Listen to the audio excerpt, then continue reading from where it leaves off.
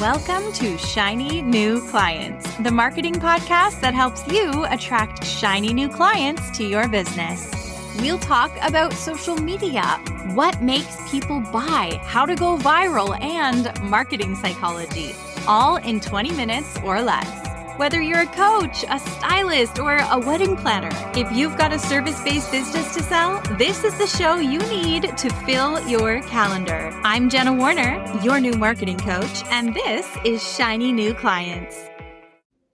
I'd put this in my top 5 most embarrassing moments as a business owner. So I was about 2 years into business and I was hiring. I'd put a listing up on the internet and so many people applied, and I had booked an entire day of interviews of these candidates. I believe at the time I was hiring a social media writer, someone to join my team and help me create the content for my clients. I had my questions laid out and I was grading each of their answers, and I was really focusing on not falling in love with the candidates because, and I think I mentioned this in a previous episode, but I had made a mistake hiring before where I hired someone because we were so similar and we got along and it was like, oh, we could easily be best friends. And that's not how you want to hire. You want to hire people with diverse backgrounds, diverse lived experience, diverse skill sets, people who didn't grow up like you did, people who weren't raised like you. Otherwise, you are duplicating yourself instead of expanding the potential for your business.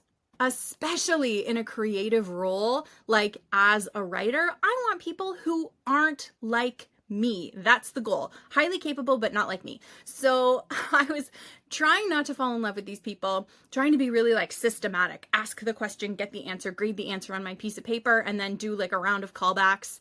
Is it callbacks when it's a job? I don't know. I grew up in the theater world. It's called a callback if it was an audition. Anyway, I'm auditioning all of these writers. And I get in there with this one person. I asked about their like experience writing, and they said, oh, not that much. Like I kind of do it for my own business, but like, yeah, not a lot. And I was like, okay, weird answer. Moving on. Okay, so what platforms are you familiar with? Well, like we used to do Pinterest. Didn't have like a huge amount of success with it. Like, okay, every answer this girl gives me, I'm like, do you want this job? I love the honesty, but this is weird, right? I was starting to like lose my niceness because I feel like we're just wasting each other's time here. Like, did you just want to meet? I didn't say that, but I'm like, this is clearly not the job for you. Like, why did you even apply to this? She has no confidence writing. She has very little experience writing.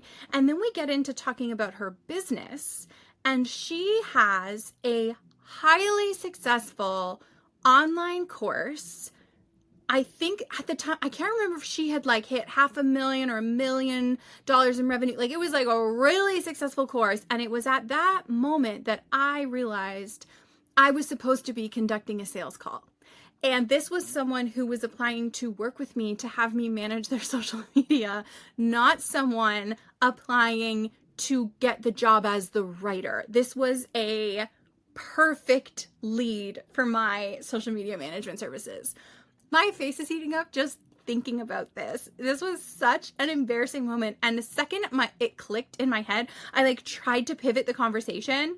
Spoiler alert, she did not hire me. I was the one being interviewed. Oh my God. It was so embarrassing. It's funny though, thinking back to this time makes me recognize another mistake that I made in hiring. And I made it again and again and over and over and over, which was, so you're looking at your business. You're like, who should I hire first? Who should I bring in here? What's the next step to grow this thing bigger and make my life easier? And because I was always up to my earballs in delivery, right? Creating the content, making the content, managing the accounts for my clients, it seemed natural to me, despite everything I had learned with all my business coaches and everything, it seemed natural to me to outsource some of the work I was doing.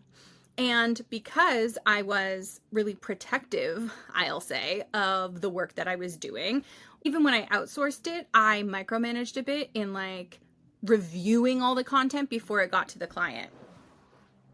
I can admit that. I always wanted to review it and I wanted to check for typos and all of that, and usually made a lot of changes. So even when I was outsourcing my deliverables, I was still doing a lot of work on it. But that's not even the mistake we're talking about today. It's that a few years into my business, I laid out the entire business to a coach, and they pointed out that all of the people I had hired, I had a team of 6, and everyone was in one way or another delivery based. They were all delivery, and I was delivery, and then I was every other role in the business. And there's so many other roles in a business. It is not just about delivery, especially when you're trying to grow, right? So think about all the administrative tasks, the sales and marketing committee, all the client onboarding and offboarding and organizing our time and the supervision of all of these people. I had built a team to help me deliver the actual product to my clients, someone on graphics, someone writing, photographers, whatever, but I was still doing so much work. That was actually the easy part. The delivery was the easy part. The thing that was really taking up the most time that I needed to pass off was every other job. Now, cut to today, I have such an exceptional team that I just went on vacation for 3 weeks and we made $20,000 while I was gone. Some of that might have been old payment plans, but sales were coming in, other people were handling the sales conversations. When someone got onboarded, all of the connections and the tech stuff was put together by somebody else, all of these things. I still worked a little while I was on vacation, but so much of the business is being run by other highly capable people, not just the delivery. Maybe you've already had some realizations listening to my story of the team that you've built around you, or some gaps that you might want to fill, or maybe you are still working on hiring that very first person and you're still a solopreneur. I think most people listening, you're still solopreneurs. So who's the first person you should hire? Well, you have to get really real about your week and your time and where your time is going. That might involve time tracking, looking at your week and time tracking. And in order to do that and to be really realistic about where your time is going, I find you have to separate what you're stressing about with what's actually happening. Because a lot of the time we think we're busy because our brains are busy. So we think that a task is stressful or going to take a long time, but most of that time ends up being spent stressing about the task or thinking about how we're going to do the task or whatever. So we want to look at the concrete, what's actually happening and where your time is going. And then, as all the experts say, you want to think about 3 things: automate, eliminate, delegate. Look at the things where all your time is going. What is a repeatable task? Repeatable tasks are going to be the first easiest thing to delegate to a virtual assistant or VA or some sort of an assistant. And they don't need to come into your business full time. They could just come a couple hours a week. What is repeatable? Do you have a clear onboarding system for when you bring in a new client? That's going to be repeatable. Maybe they need to sign a contract, fill out an onboarding form, book their first day with you. So if you're always sending out those packages yourself, that's a nice repeatable task that can go to a VA. If you spend, it's a task that I always ignore that should be a VA. At the end of the week, I have a task in my project management system that says, take all the receipts that came into your inbox this week and put them into the accounting folder. And I never do it. And at the end of the month or the quarter or whatever, my husband/bookkeeper is always like, okay, I'm missing 10 receipts from you. And it keeps happening. So that's a really good repeatable task. Go into your inbox, take all of the receipts that you see and put them into a folder. Get really real about those tiny tasks that are taking up time. The repeatable ones are the easiest ones to outsource a couple hours a week. So that's on delegate. Eliminate. Is there stuff you're doing that is not bringing in revenue and is not contributing to bringing in revenue that you can just stop doing? While you're taking a look at your week to see who you should hire next, also just get real about if there's stuff that you can skip. And then we've got automate. And hey, maybe your first hire is going to help you look at your business and automate things. That would be great. I feel like we should also say structure. Automate, eliminate, delegate, and structure, because a lot of the times tasks that are done willy-nilly feel like they're taking up way too much space in your brain and taking up way more time, but all you actually need is a recurring task on your calendar that says, do this thing, so that instead of trying to remember the thing, your calendar just tells you to do the thing and it takes way less energy. Okay, so another thing to think about when you're sitting across from this person you're thinking of hiring, you want to be really clear on the skills that this person needs to have, and they don't necessarily need to have experience if they have the skill. So let me give you an example. One time I hired someone and I needed them to be able to help run Magic Marketing Machine calls. So that's like let people in, keep people happy, moderate the chat. We produce our calls. Magic Marketing Machine is my signature program where I help service-based business owners get clients from Instagram. And when we do our coaching calls, we really produce them. So like we want them to be a fun experience. We want them to move quickly. We want to make sure everyone's questions get answered and everyone feels like they got attention. That's always been something that I value. And because I grew up from a performance background and a lot of people come and work with me because I make this stuff fun and easy. So it's important to us that those calls be fun and easy. So this next person, that was going to be part of their tasks, right? And this person had never worked in online business. They'd never worked for a coach or an online business owner like me. They'd never even worked in social media, but they did work for a big Canadian like TV network that hosted robust online meetings. And one of the things that they would do is, say a new TV show was about to be made. It was during COVID, during the pandemic. And so they couldn't do a table read of that show in the room together. So they started hosting the table reads on Zoom. So different people need to have the floor. There would be waiting room music, like all of these different things. And they would produce these live calls and help run the live calls. Turns out she knew how to use Zoom better than I did and like had all these cool things we could do with it to make the calls even better.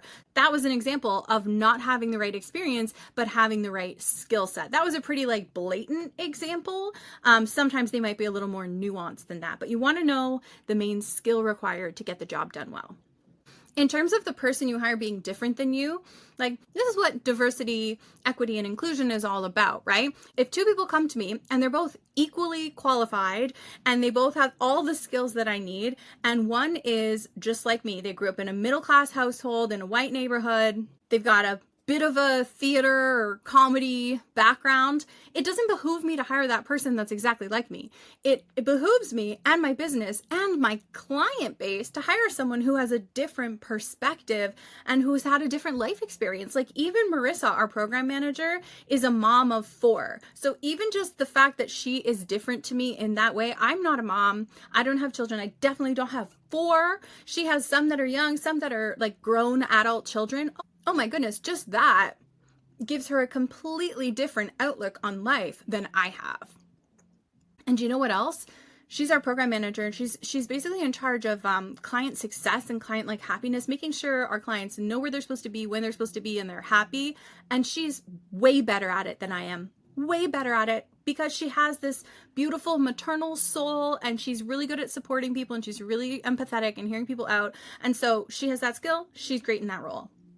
That's another thing about hiring. As they say, ideally, the people you hire are going to be better at that role than you would be at that role. And that's how you really know you've nailed it. All right, I hope this helped. If you're hiring right now, there's my brain dump on some of the mistakes that I've made and some things to definitely look out for. This is an exciting time in business. It is always a scary move, but we have to believe that the person we're hiring is going to make up their income and more in the sales and streamlining that they bring to your business. So it's scary at first for later gain.